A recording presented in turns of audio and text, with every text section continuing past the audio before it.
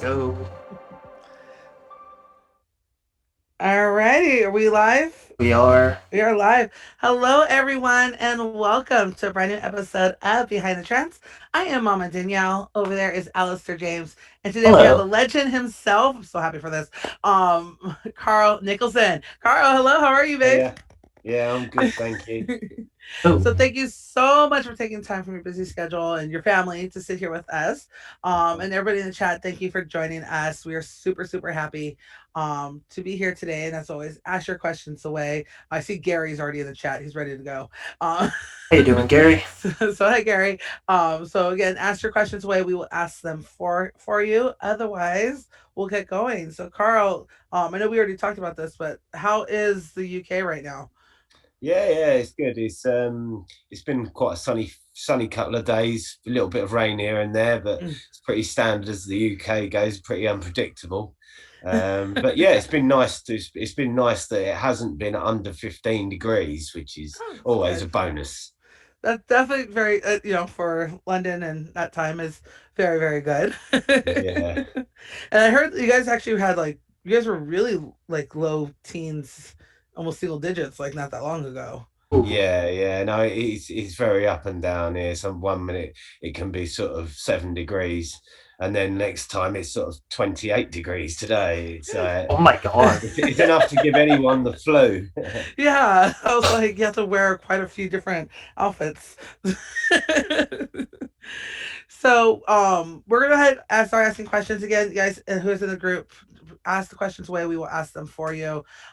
So again, so we are incredibly excited to have you here today. First of all, the last time I interviewed you, we were talking about genres, and you left me with what is now probably one of my favorite quotes.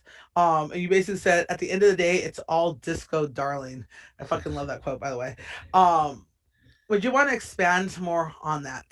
Well, I think what I was kind of saying with that is this scene is a much bigger place than some people realise, because the problem that we've got is there's so much elitism within the genres these Mm-hmm. days, and there's so much pigeonholing that oh no, I only listen to tech trance. No, I only listen to hard style. I only listen to hard house. Blah blah blah blah blah. At the end of the day, it is all just disco. It's 4/4 beat. You know, we all dance the same, but it's just in different tempos, different ways. You know, and I think if people stop looking at it so sort of finicky with what the genres are, then I think this scene would be a much bigger place, and I think some of the gigs would be a lot more exciting because it wouldn't be the same old sounds from the beginning to the end all the time. Mm-hmm. I think it's really true. I think, we sometimes put too much emphasis on where a genre is or what song a genre or an artist should be in, and not on the quality of the music itself. I Mm. think that does hinder A cool tune is us. a cool tune, Yeah. regardless of what you want to call it, really, isn't it? Good music is good music. I Yeah, told my mom indeed. that. I was like, Mom, I'm just listening to disco like you did. And she was like, no, this is, I was like, no, I was like, it's just like disco. She didn't believe me. Yeah. So, hello, everyone. Thank you guys for joining us. We appreciate it. Or as Gary in chat says, it's It's, all just fancy disco. yes, fancy disco, according to Carrie. Yeah. Makes plenty of sense. Go ahead, Alistair. Right, so what I'm curious to know is with well over 300 releases under your belt, which I still cannot wrap my head around, how do you keep the creative juices flowing when it comes to production? I think it's just whatever I'm feeling at the time. Really, you'll find a little. Well, there's a kind of pattern with all of my tunes. They've all got a similar kind of vibe. Some are heavier, some are faster, some are grittier, some are Mhm. like fluffy. You know, but they've all got that sort of riff based idea behind it and a lot of emotion in it. And I think sort of that's how I sort of approach music. It's how I'm feeling basically. I very seldom make music for anybody else apart from me. I generally go in there thinking as a clubber, and I'm like, well, what would I want to hear today, and what would make me throw my toys out my pram, you know? I love that.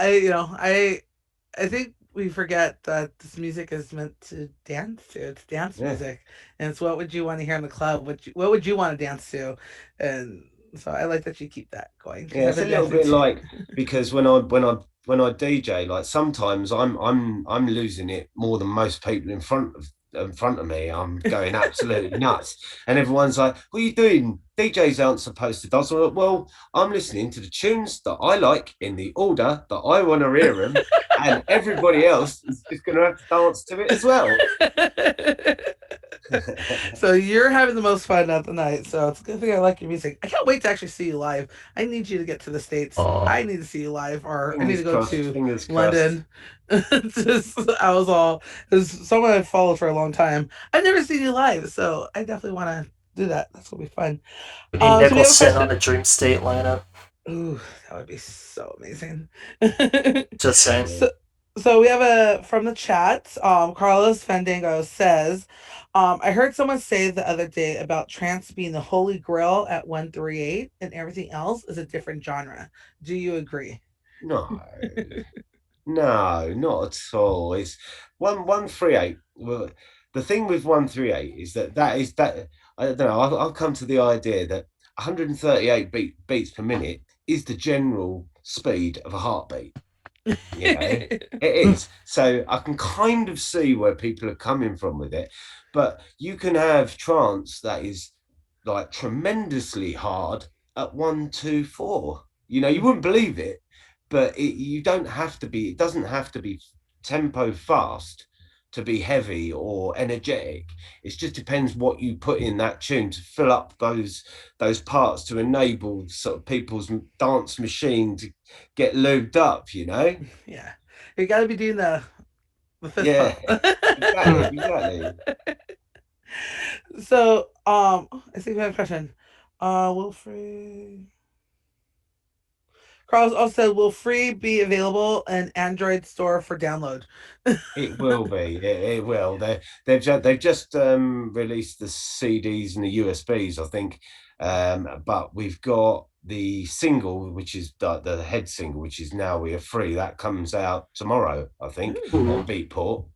And I think in a couple of weeks, around that, the entire album should be available on Beatport. I can't tell you the exact day, but I know that they are. I think they're going to give Now We Are Free, the single, a little bit of breathing space to see if it can get up into the charts, which I'm, Nice, you know, I'm nice. pretty confident that it will. But I think, yeah, I think they're just going to give it a little bit of breathing space and then throw the lot in. So yeah, I'm looking forward to it. Any chance to release this on vinyl? No, I think there is actually going to be a limited. Yes. I think there's going to be a Send me limited the link now. Just put it in EP my done. DMs. Just put the link in my DMs right now, please. Yeah, yeah. I think there's going to be a limited edition two-track EP from the album. But yeah, I don't think the whole thing's going to be available on vinyl. But I know that they were mentioning they were going to do an EP, so we'll just have to wait and see what happens, really. I love it. I've been trying to rebuild my vinyl collection since I lost it when I was 18, 20 years ago. Oh, So I love the fact when music's come out vinyl because I feel like there's a resurgence of the Yeah. love of vinyl. Oh, there is And definitely. and I'm pretty sure you probably have one of the most amazing vinyl collections that's out there. It's So pretty huge. how many do you own? Do you even know? I think I've got about, I think it's about 10,000 oh pieces, God. Wow. something like that. That's Along Ooh. those lines. insane. Does Charlotte ever get mad? Like, 'cause they take No, up your because massive amount of luckily enough, space? they're all at my studio now. So, Okay. so yeah, they don't annoy her anymore. But no, she was always cool with it anyway. That's good to hear. That's good to hear. 9 to 10,000. Good Lord, that's so Jesus. many. Hey, Adam. Adam is also here in the chat. And Adam asks, how did you get into producing Nicholson? What inspired you to make music? Um, I was a DJ. I was a DJ for how long? So I was DJ for 7 years before I ever made a track, because back when I first started DJing, DJs didn't really make tunes. They just played them, other people's tunes, you know. There wasn't such a thing as sort of a producer DJ, really. You was either a live act or you was a DJ. But I think it just became the norm, really, that to get the gigs, you needed to have a sort of a bigger appeal than Yeah. just be Cole the DJ. You know, people had to sort of talk about your music and say, "Oh yeah, I like him because he makes this kind of these cool sort of tracks." But yeah, it was just sort of a natural progression, really, Mm. into it, which I you know I loved, and I still love to this day. You know, there's no, I don't think there's not a drug in the world that's like it when you come out of a like a hard day session, and then you go and play it in a club like that night, and the whole place loses it to it, and you're like, Mm. I've done that. That must be an amazing feeling. It is definitely one of the best feelings ever. The- Alistair, when are you releasing your music so you can have that feeling? Alistair. when I'm confident enough in my production, if I'm being fully honest. That's the way to do it. Because if you're not confident in it, how can you expect anyone else to? Mm. Isn't it? So once you're confident with it, then I think that confidence will rub off on your production, and you know you won't stress so much about things because you'll be like, well, no, I know it's cool. Oh no, I stress about every single aspect of everything I work on. I think I have like maybe 7 different projects that are just stuck at 12-bar loops. Well, at least you're on 12 and not 8, because I was always stuck on 8-bar loops. Okay. I guess we're gonna make techno then.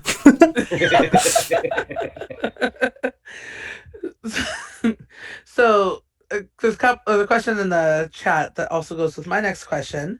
So your recent track Twilight with Pierre Pinar is climbing the charts. How did that collab come together?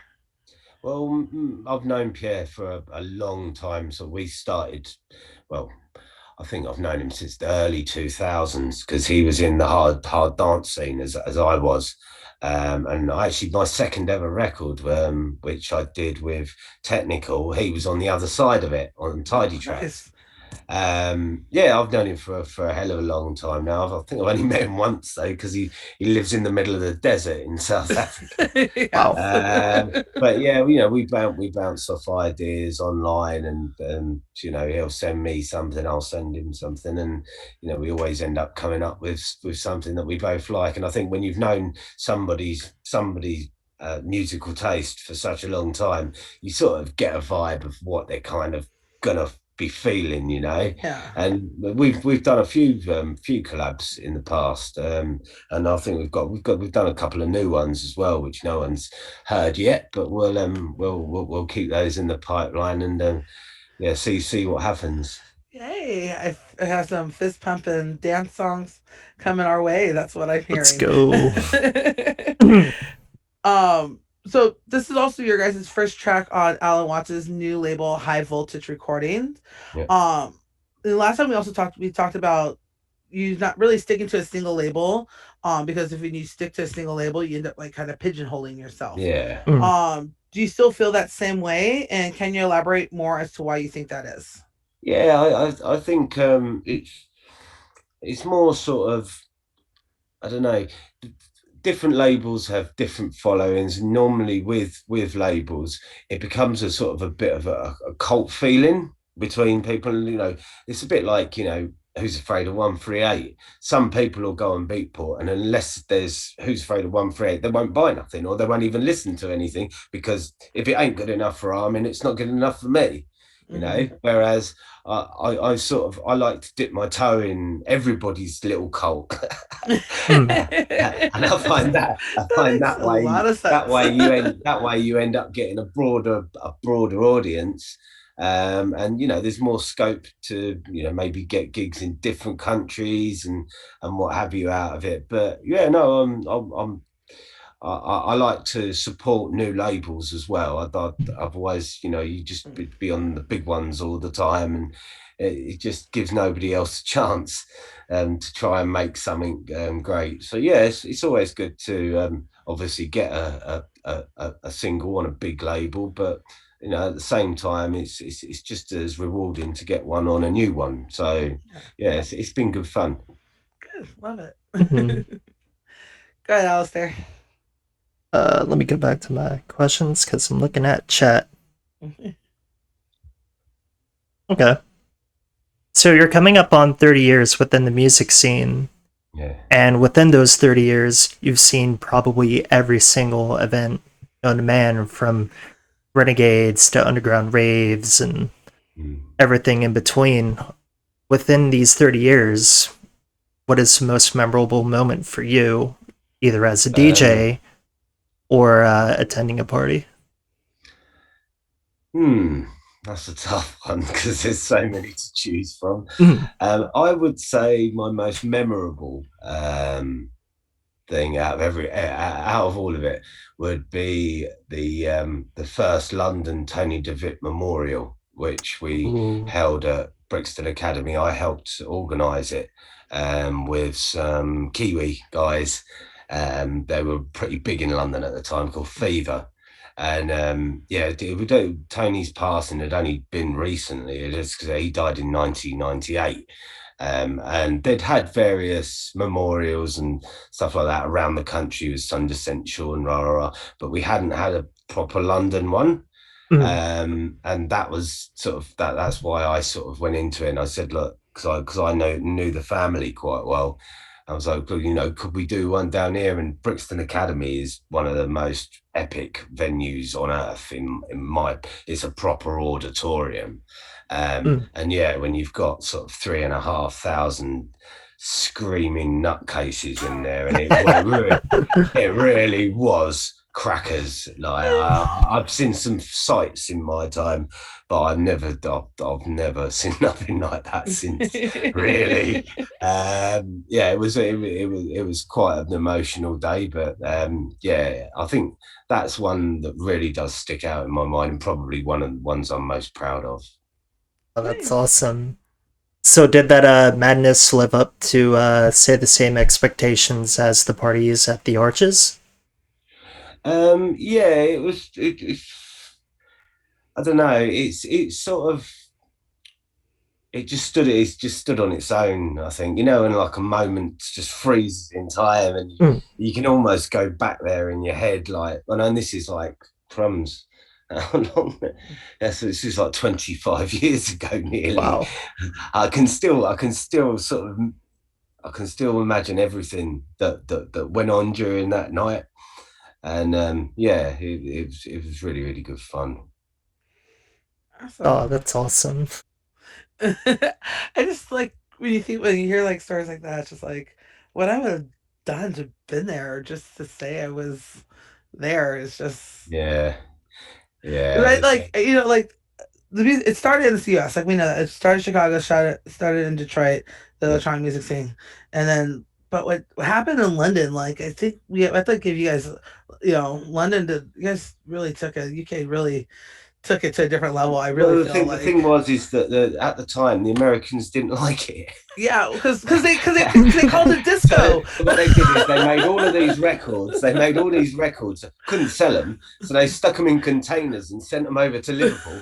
We bought them all, and then yeah, and then obviously the ecstasy generation came along, and everyone jumped aboard, so to speak, and yeah, it just sort of, and I think like people like a guy called Gerald and um, Marshall Jefferson and people Mm. like that. They didn't play in America. Yeah. Like places like the Hacienda and that were booking them to start off with, and they couldn't believe it. They were like, "Wow, like nobody likes it where we're from. If you guys do, we'll make some more of it." Yeah, no, it just unfortunately the US they had a it got associated with disco, Mm, and it they tried to kill it in yeah, the 80s, but then you had your Second Summer of Love over there, Mhm. yeah. and you guys just took it and made. Thank God for you guys. You guys kept the music alive for us. So, all right, we got some questions in the audience and from the chats.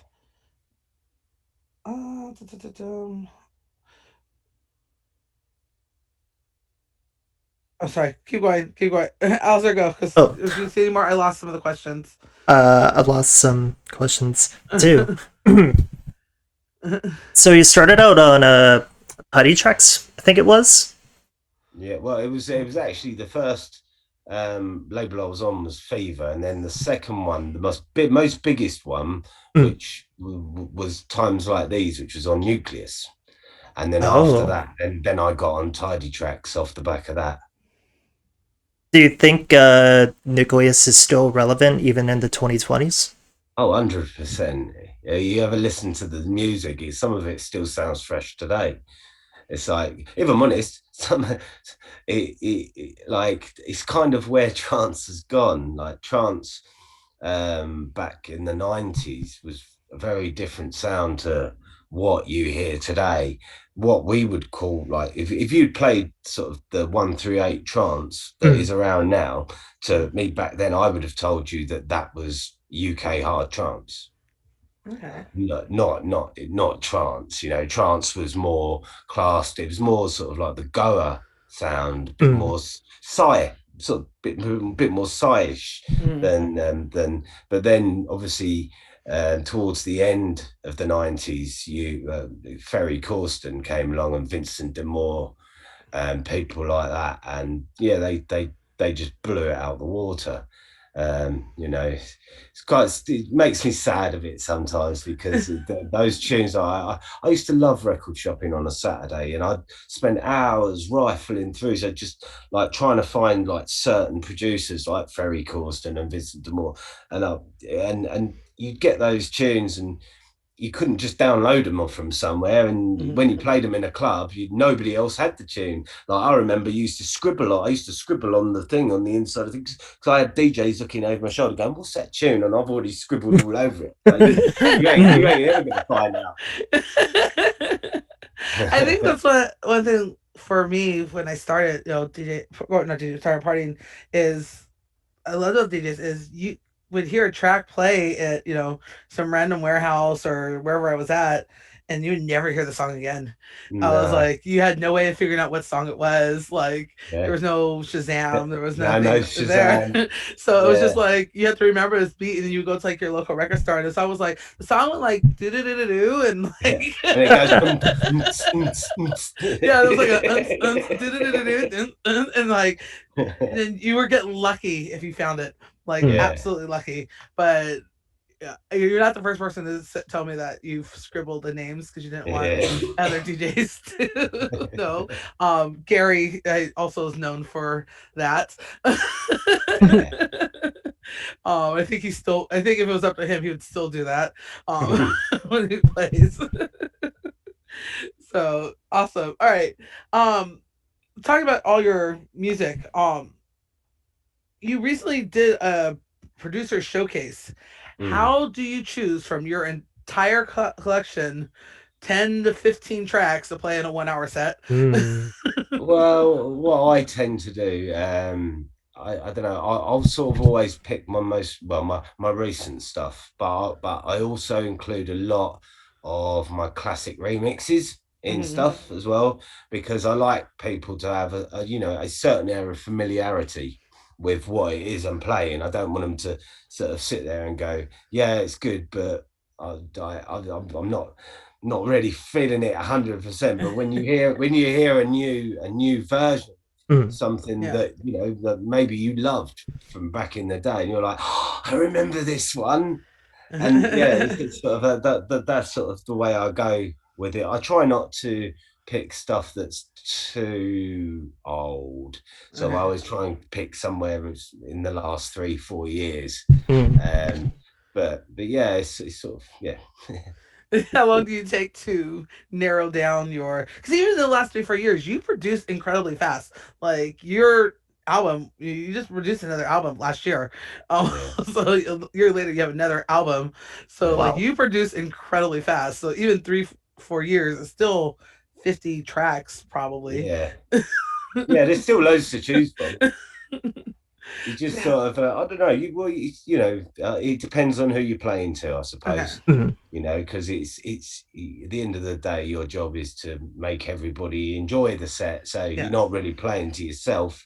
So as you're going through and you're playing, and you notice that the vocal one, they all liked the vocal one. So let's play another vocal one like that.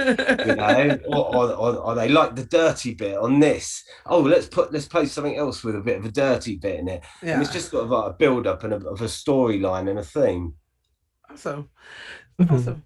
So, talking about your remixes, on your album, you have an official Hans Zimmer remix on it. Yeah, I yeah, know a ton of producers who have tried to get Hans Zimmer to get official releases on their bootlegs. How did you yeah. get the official remix for it? I'm Because a music solicitor. It was a music. It was a music lawyer. So okay, I went to them and I said, look, I've done this. It is a cover of a track that was in Gladiator. I said, at the end of the day, it's good enough. I think it's good enough. So could we put the question to them? And so they went off to their contact at Universal, who does all of Hans Zimmer's publishing. And then a couple of days later, I got a green light on it, and I was couldn't Oh couldn't man. quite believe it. I was braced myself to be told to go away and do one, like. Uh, but yeah, that's amazing. yeah, Because it's quite an I've honor, and Hans Zimmer is like there. he's a bit of a god. He is a bit of a god. I was like, yeah, I mean, when you think about just like not just this music, just musical, just brilliance and just what he comes up with and the Yeah. scores that he comes up with, like that is a mountain to get that No. approval. And I just know people who are like they don't even get like the email address to send it to for It consideration. just gets straight denied right off the bat. People are like, Yeah. "Do you think I get Hans Zimmer?" It's just like, no. But that's not even the first one. You've also had a Donna Summer Yeah, remixes. that You've had some unfortunately I big. didn't get that one cleared though. I tried to get it cleared, but No, I think somebody, who was it? Sam Smith, who's a British singer over here. He was doing his own cover, and he's a bit of a pop star. uh, So I think that they thought, nah, we can't be having sort of two. multiple versions of this running Mm. around when old superstar over there has already done it. So Yeah. I think that's probably why I didn't get the opportunity. Pretty gutted about it because I really loved it, to be fair. But you know, It was actually pretty good. I actually liked Mhm.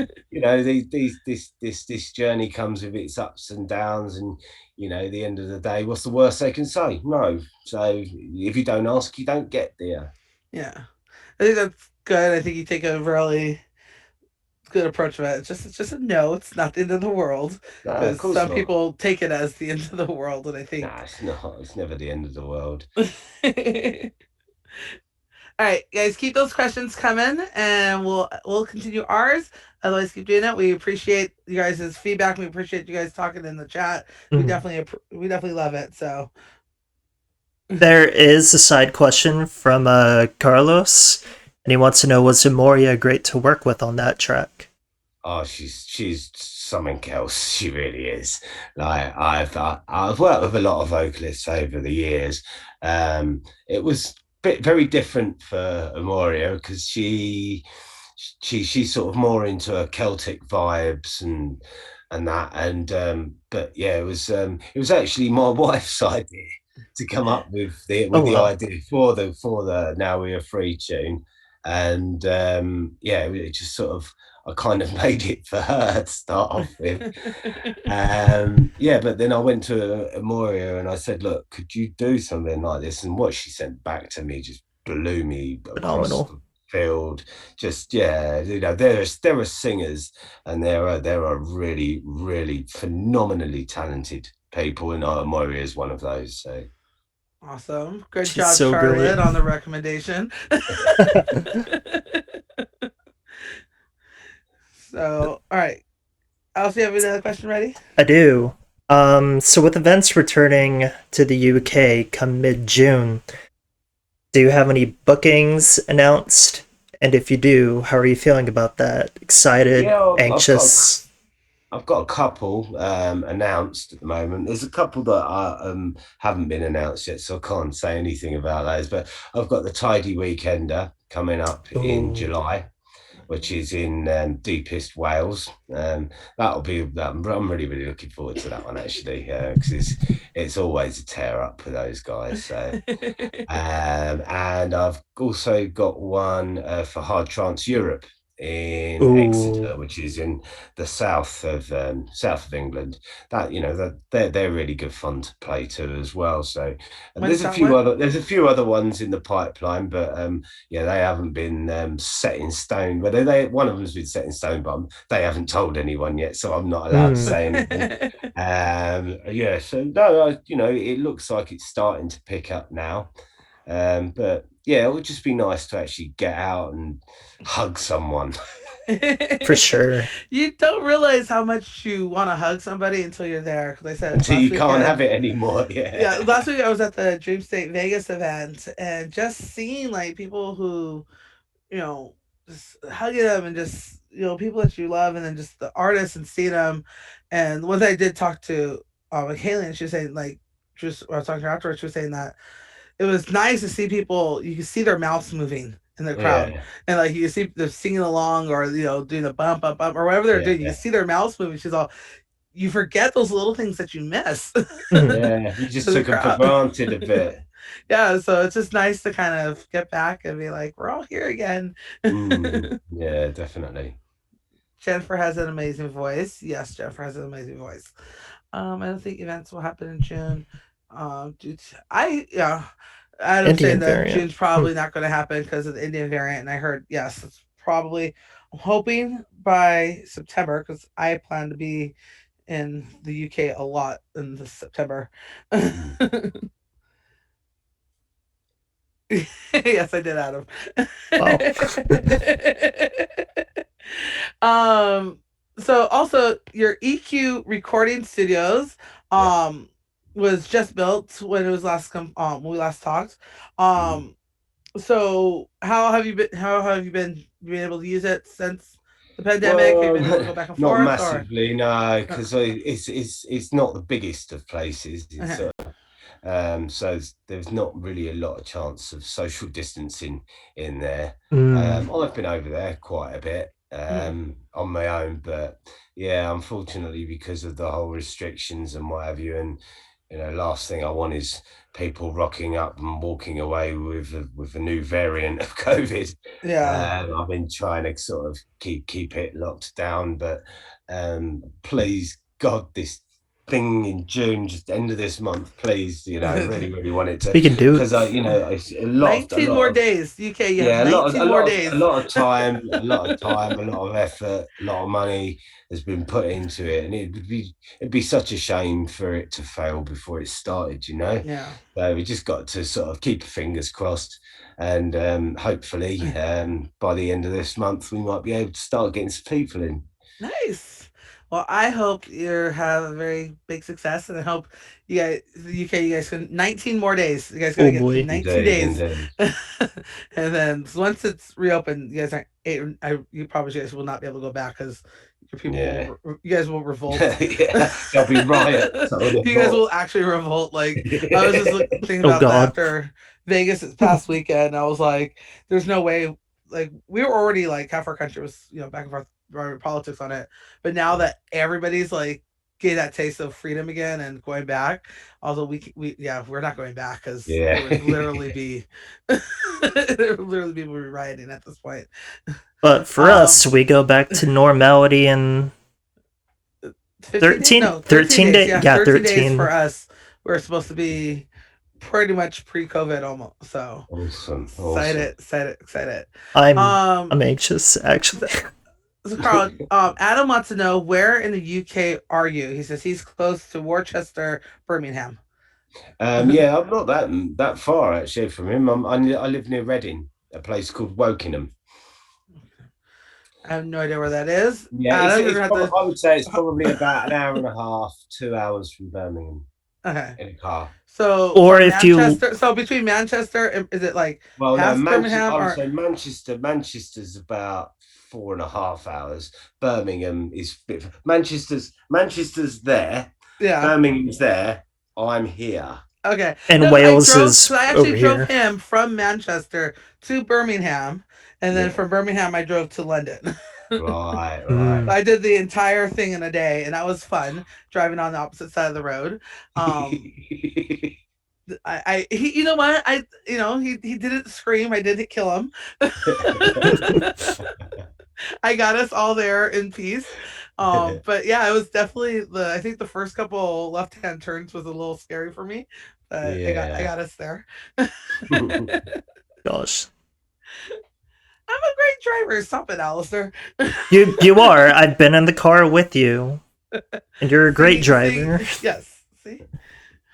But I was like, we're not going to sushi if you think I'm a bad driver. you're a great driver. I want sushi. I'm sorry. Yes. I want to All right. go. What I want to do is go back to that Hans Zimmer remix real quick. How do you approach a remix for someone as iconic as Hans Zimmer? um, just work out what's so good about it. Don't change it, Mm, but rejig it into the style that you want it to be.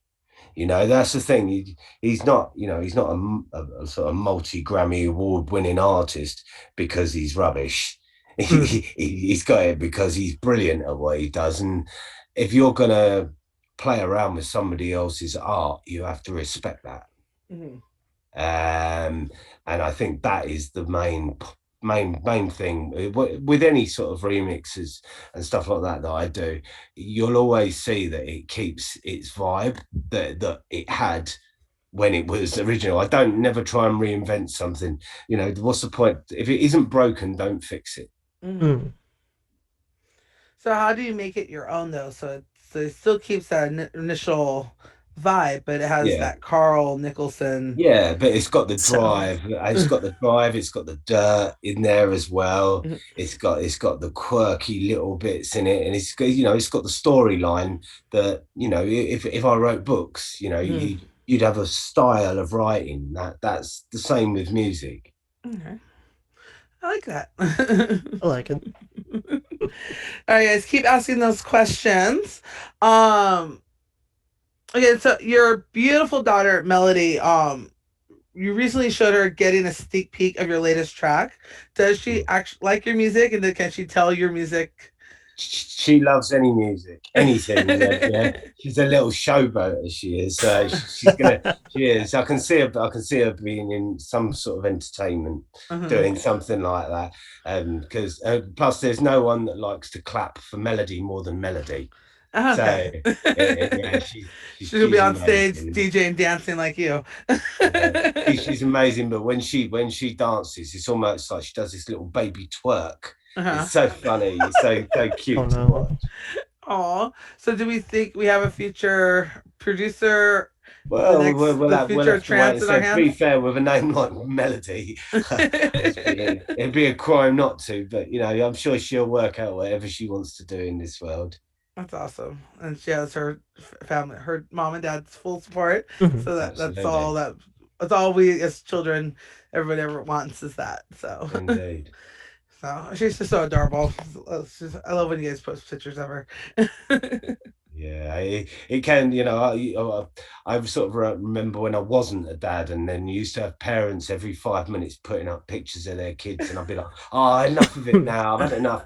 Now I can see why they were doing it. So I feel a little bit guilty now for sort of saying that. But yeah, no, she is my everything. So I try not to go too overboard with it, but Mhm. sometimes they're just so cute. So that's all you have to do. Mhm. All right, guys, continue asking those questions for us, Alistair. Curious to know from your perspective, there's been a huge surgence of people of DJs streaming on Twitch.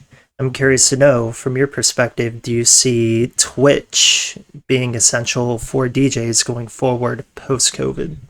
I think that it's a great idea if you wouldn't want to, or maybe if you're new and you want to get exposure because, or you live somewhere that's a little bit sort of out the way, and there isn't any gigs that you can try and get a gig at, Mhm. or you just sort of you trying to get into the vibe of sort of being in front of an audience. I think it's a great idea for that.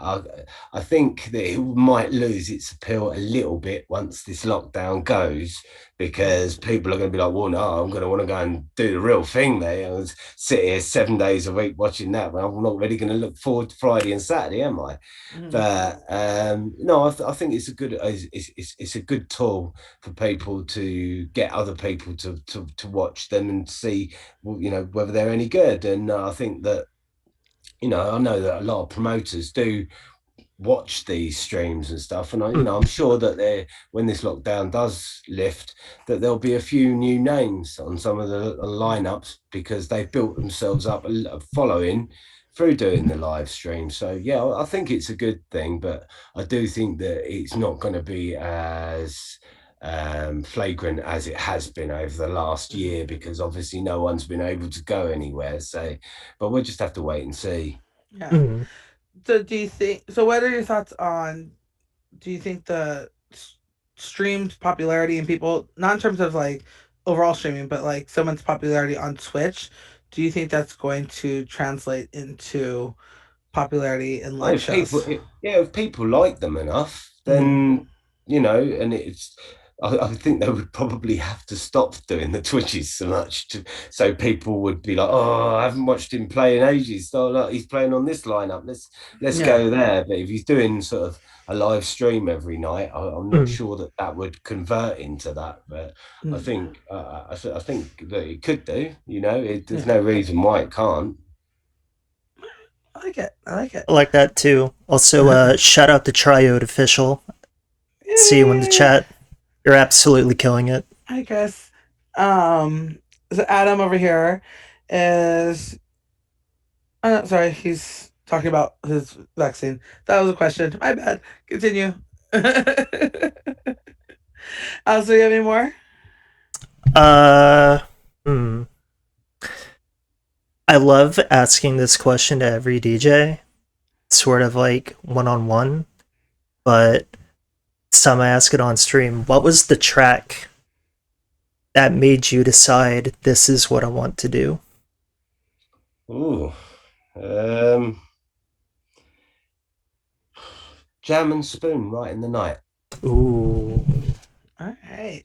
I was in the army, Oh, wow. and I was in the like this. They had like a social area called the Naffy back then, which um, you'd go into and have a pint and maybe get something to eat. And this was in the days of MTV, and I was sat there, well, having a drink one night. So I heard this Spanish guitar going, and I was like, "What's that?" I've looked over, and then it was the music video for Jam and Spoon Right in the Night. Little did I know, like nearly 30 odd years later, I'd get to remix it. Oh, So wow. Oh, yeah, it was. I don't think I've heard the remix of it, so now I gotta go Oh, find Now the. we need to Now find I it. gotta one go of find the my, remix of definitely one of my it. best tracks. I've played it every single set since I made it because I love it Okay. so much. All right, Alistair, Ooh. send me it. Because you're gonna probably download it before I will, because you'll actually play It's it. possible. What I happened? do love my classics. um, Adam actually has a question for us. He asked us how things are going on in the states. Um, and for California, we're tracking along pretty well. Our We're good. weather's doing pretty decent. I was in Vegas, Nevada, last weekend, and it's like COVID wet. Like no one's they forgot about it. They're past it. So, but California, we have 13 more days, and we're back to normal. And Disneyland is open for those who like Disneyland and want to go Mm. do that stuff. We were fine. Okay, so we are running down to the last about 10 minutes or so, you guys. So make sure you get your questions in there. Um, They okay, do. so go ahead, Alistair. Oh no, I thought you froze. No, that was just me thinking. It's all good. So at the moment, there's so many up and coming artists who have released like this a boatload of like fantastic trance even throughout the pandemic. It's been absolutely incredible. Everybody from like releasing artist albums, EPs, vinyl even. Which album or which EP stuck out to you the most? Um, hmm. That's a tough one. Um, that is a difficult one. I would say, I would say, indecent noises. Everything is connected. Yes. Mhm. It's very, it's quite broad across the Yeah, bar. Everyone has this sort of idea of what indecent noise sounds like, and I think that he definitely jumped some walls with that. Yeah, you can tell when someone's spent like a lot of time doing something, and they've properly tried to sort of give it some sort of meaning, some proper meaning, as instead Mm, of it just being another album by another trance producer. Mhm. Yeah, I think that it's no, it was definitely a great album, and I've listened to it quite a lot. But yeah, there's been so many of them it that really has. with lockdown, and one thing that has happened is there's been a lot of production because no one's had anything else to do. Yeah. So, and I think there's also, there's going to be a lot of new producers coming out of the woodwork now, that, normally they would have been doing their 9 to 5, 5 days a week. And because they haven't, they've gone, right, I'll get myself a laptop and a pair of studio monitors, and maybe get like an online tutorial thing. So you've got the Giuseppe Masterclass, and you've got Adam Ellis does it, and so many people do it. And I think it can only be a good thing for the scene, because last thing you want is just it always to be the same people day in day out, because it just gets stale in the Yeah. end. And people, it's nice to have a bit of fresh blood. It's And I totally believe we definitely need to bring new blood into the scene because that's the way our Mm. scene's going to continue growing and not be just old dinosaur that Yeah. I think and some people think we are. Um, but at some point, do you fear the oversaturation of quantity over quality in tracks? Yeah, there is. Well, when I started production, you needed a 250, 300,000 pound studio to Mm, make anything sound okay-ish. yeah. You had to go out and you had to save like 15 grand to buy a synth. Whereas mm, now you can just go online and get cracked on and stick it in your door, and there you go, you're away. All you need is a laptop, Mm, that you can use for everyday other things as well. It is gonna get oversaturated, but at the same time, that's the nature of the beast, isn't it? If mm, you mm. if you give someone the tools, and especially with the way that music is distributed and what have you these days, you don't need a label anymore. You can just bring it out yourself on Spotify and blah blah blah. So yeah, a lot of music, I would say, gets lost in the mm, digital ether.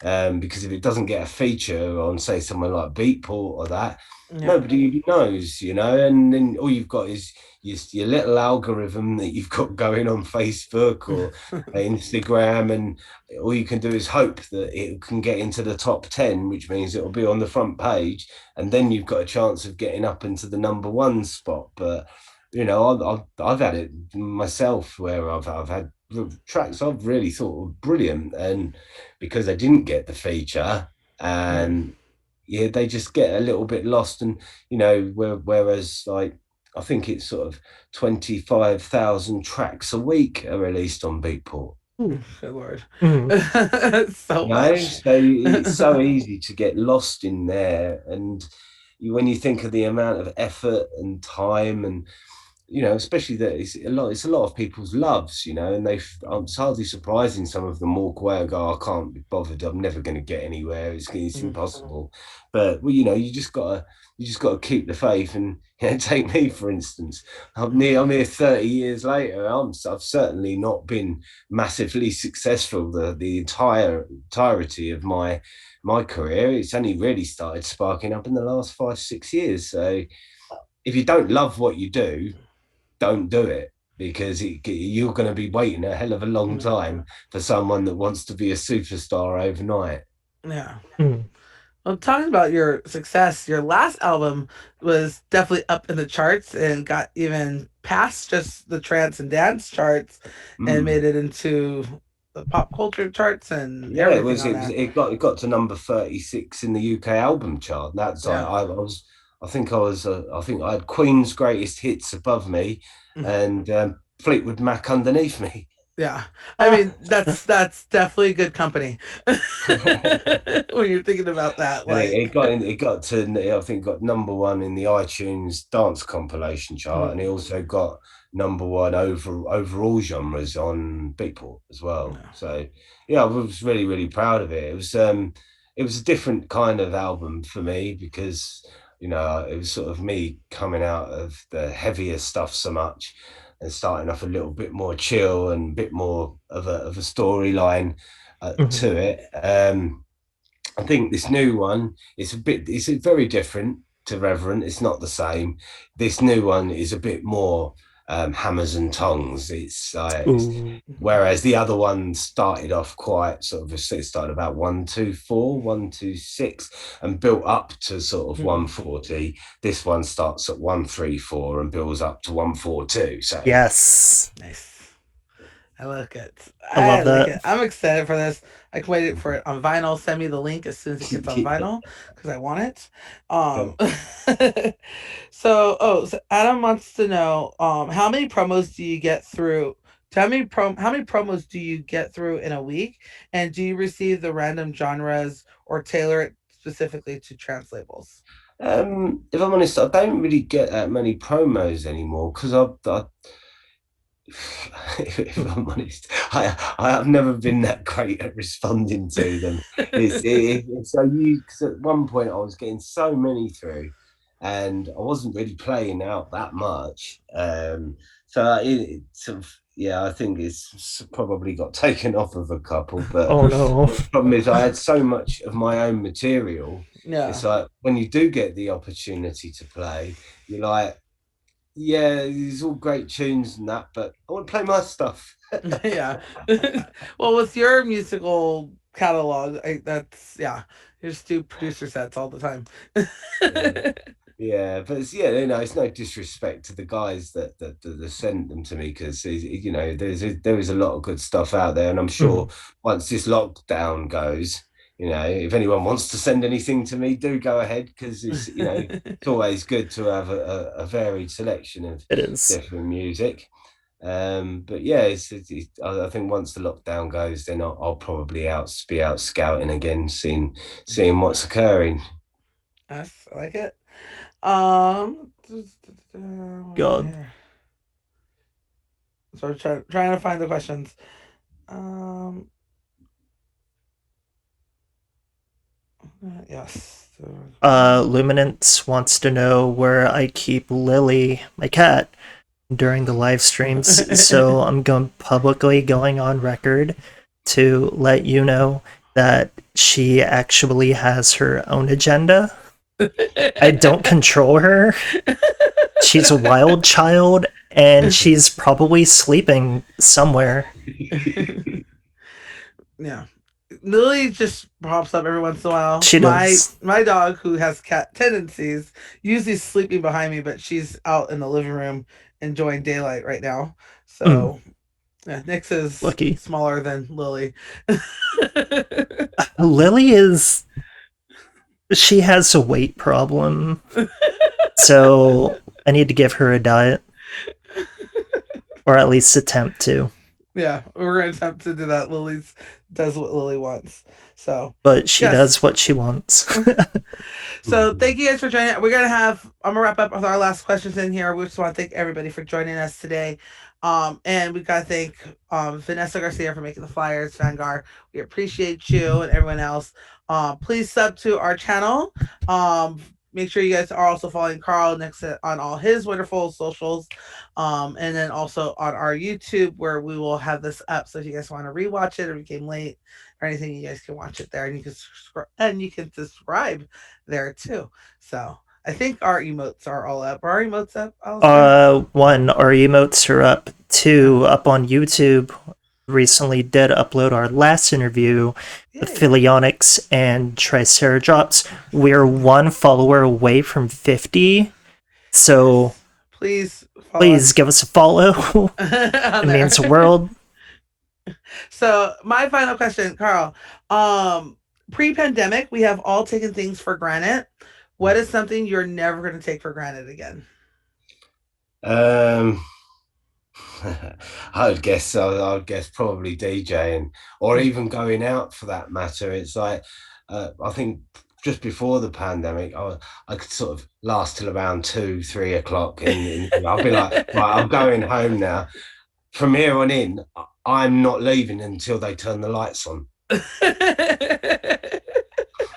You're the last one standing. Absolutely. I thought I was going to be able to do that this past weekend in Vegas, because I was going to do the Dream State and I was going to do the Shantae's After Hours. And then, like, halfway through the Dream State show, I was like, if I want to stay up to 5, I need to go take a nap.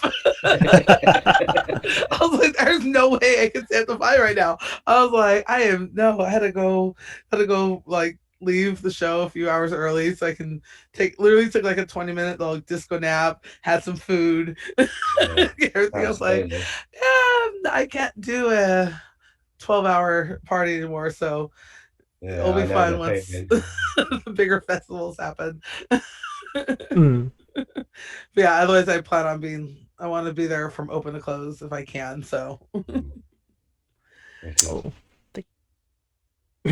final question. Final question from me. If you had the opportunity to tell the world one piece of advice, what would it be? Don't take it too seriously. Don't take life too seriously. You're here for a good time, not a long time. So just enjoy life as it comes, and enjoy it. Enjoy it while it lasts. I love it. I absolutely love that. So I appreciate you so much, Carl. You have no idea, like, absolute legend. Having you on here has just been amazing. And everyone in the chat, thank you guys for being so animated and talking today. Yeah, I mean, we just interviewed Carl Nichsolson. Like, that's huge. Thank you for having me. Oh, thank you. So I can't wait. Hopefully I see you this summer. Hopefully you're in the States soon. Cool. I can't wait. So really, really appreciate it. But thank you guys all. We are back on Sunday with Davey Asprey. Yeah. Yeah, this Sunday. So appreciate you guys. See us all Sunday at 1:00. Otherwise, thank you. Have a good night.